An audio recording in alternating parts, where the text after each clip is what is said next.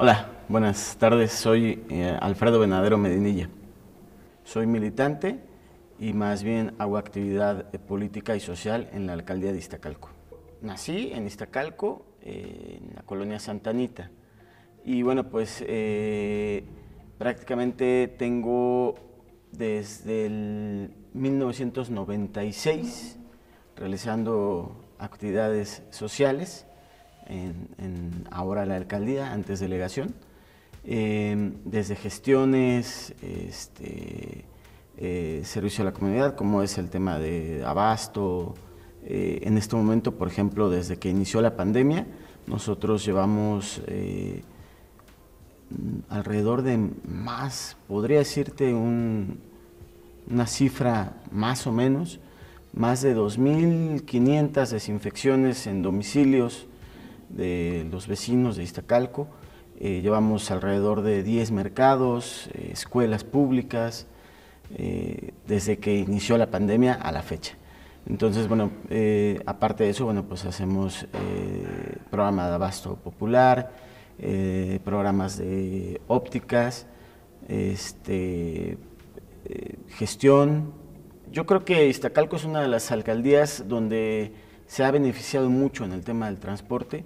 Ha habido mucha ayuda de la jefa de gobierno, mucho interés en el desarrollo del transporte en Iztacalco.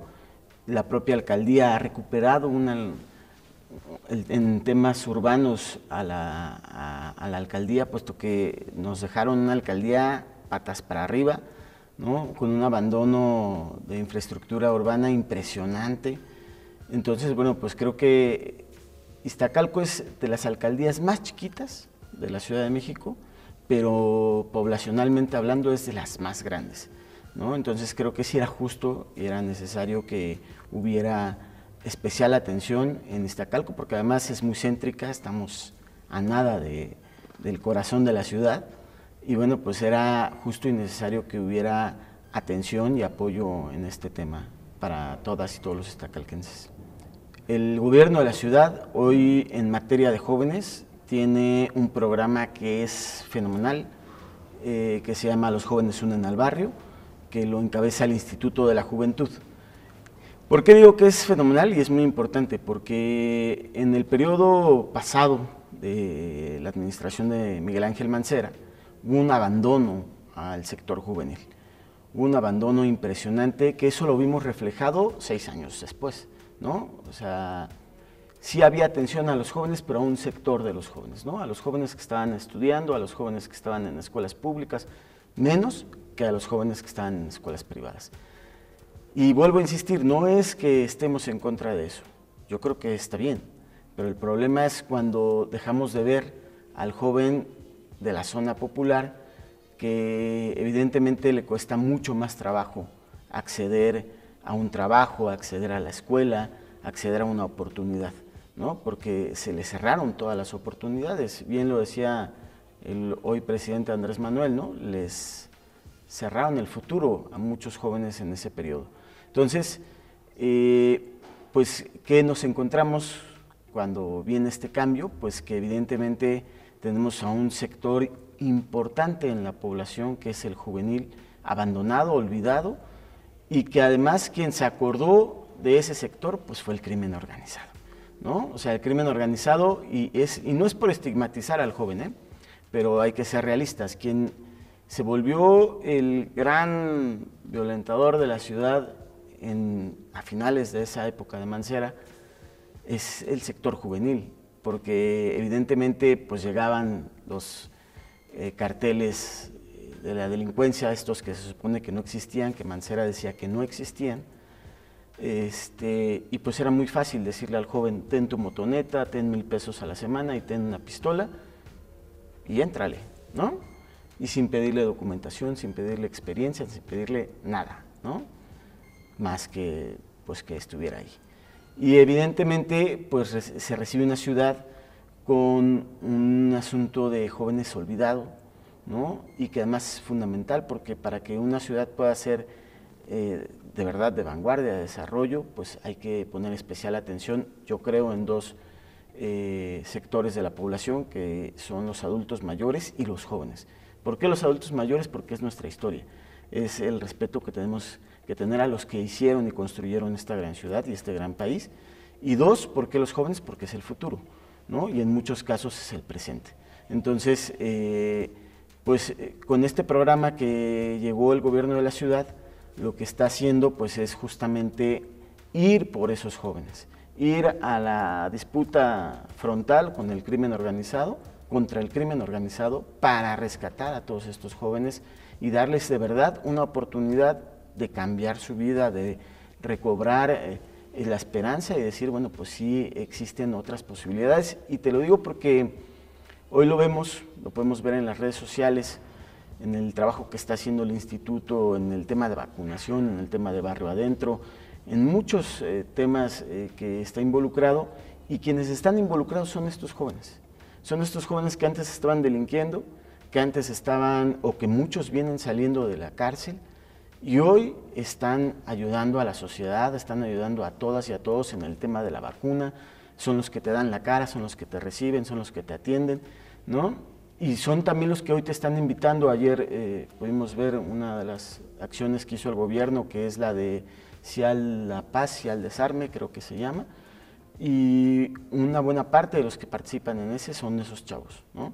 Entonces, cuando te encuentras tú como ciudadano de frente a estos jóvenes, dices, bueno, es el que hoy me está invitando a que mejor nos desarmemos, a que mejor dialoguemos, a que mejor convivamos, en lugar de asaltarme, en lugar de encañonarme, pues creo que vamos ganando como sociedad.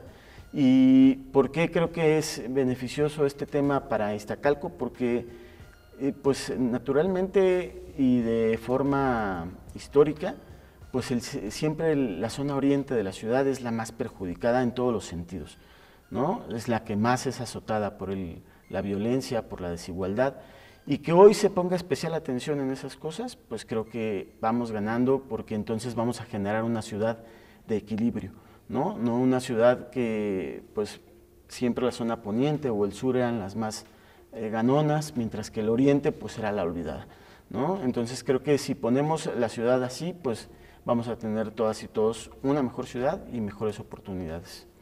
En Iztacalco, yo creo que continuar con el tema del rescate de la infraestructura urbana, que me parece fundamental porque, te vuelvo a insistir, fueron 6 años ahí seguidos, ¿no?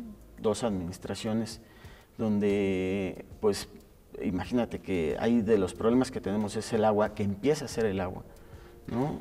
Y cuando empieza a ser este problema, una de las administraciones perredistas, la última, empezó a entregar tinacos, ¿no? Parecía una burla porque te entregaban el tinaco, pero además era bajo listas, ¿no? A ti sí, a ti no, a ti sí. Y ¿por qué digo que era como burla? Porque además de que pues era difícil, en ese momento no había buen abasto de agua, entregaban los tinacos picados, ¿no? Entonces nosotros nos tocó muchas veces ayudar con el tema de pipas, contratar pipas, porque para que nos gestionaran pipas ellos pues era imposible, ¿no? Entonces más bien nos poníamos de acuerdo con los vecinos, hacíamos la cooperacha y pues rentábamos una pipa que nos llevaba el agua. Entonces nos tocó en varias ocasiones que estaban sirviendo el líquido y pues salía, ¿no? Porque se supone que el tinaco nuevo pues estaba todo picado, ¿no? Entonces pues creo que el tema del agua es fundamental, y el tema de seguridad, ¿no? Me parece que, te vuelvo a insistir, creo que nos dejaron una ciudad muy complicada. Ellos cerraron los ojos, y digo cerraron los ojos por ser bueno yo, pero pues en realidad encubrieron a sus cómplices. Te lo decía hace un ratito, Mancera decía que no existía crimen organizado en la ciudad, cuando sí existía crimen organizado. Más bien lo que no querían era sacar a la luz a sus cómplices, ¿no? Hoy el secretario de Seguridad Ciudadana, Harfuch, él sí reconoce que existe presencia del crimen organizado, que nosotros lo que criticábamos en esa época con Mancera era que era necesario reconocer que había crimen organizado en la ciudad para saber cómo íbamos a enfrentar esta ola de violencia, para saber cómo íbamos a ir por esos jóvenes que nos arrebataron en esos 6 años, ¿no? pero pues cuando ellos se encubrieron, pues no había política para enfrentar o confrontar este malestar. Hoy sí existe y creo que me parece indispensable empezar a sanear muchas de las zonas, sobre todo lo que te decía también ahorita, de la zona oriente, que está muy estigmatizado. A mí la otra vez me decían, es que tú andas mucho en Campamento 2 de Octubre, ¿por qué? ¿No? Y yo, pues, ¿por qué no? ¿No? O sea, sí, en efecto, reconocemos que Campamento 2 de Octubre es de las zonas más complicadas de Iztacalco, sí, pero también yo no puedo cerrar los ojos y decir que toda la gente es mala en Campamento 2 de Octubre. Yo te podría decir que el 90% es gente buena, gente trabajadora, gente que sale a vender, sale a trabajar, sale a rifársela todos los días, y que no porque sean de Campamento 2 de Octubre, que además Campamento 2 de Octubre tiene una historia de cómo se conforma la colonia magnífica, ¿no? Una historia de lucha de izquierda impresionante, que no la podemos borrar, que no podemos decir hoy por el tema de la violencia pues no existe esa historia y todos son malos, ¿no? No, yo creo que mucha gente, la mayoría es buena, y que es indispensable dignificar el espacio, dignificar la colonia, y que todo el mundo le demos vuelta a la página y creemos una nueva convivencia. Viene un relevo importante, no solo en Iztacalco, viene un relevo importante en la ciudad y en el país, que ha costado trabajo, sí, porque pues ya nos estamos desligando de los anteriores dirigentes o de la anterior forma de hacer política, ¿no? Y creo que Iztacalco ha sido uno de los ejemplos, porque tenemos muchas compañeras, muchos compañeros jóvenes que hoy son o senadores, por el caso de la secretaria general Citlali, que fue diputada local, después senadora, hoy es secretaria general del partido, ¿no? Me parece que acá debe de haber rebasado apenas los 30, una cosa así, ¿no? O está todavía en los 20, por ahí, ¿no? Está ella, está la nueva diputada Marcela Fuentes, ¿no? Está la propia directora del INJUVE, que va a cumplir, va a andar como entre los 30, ¿no?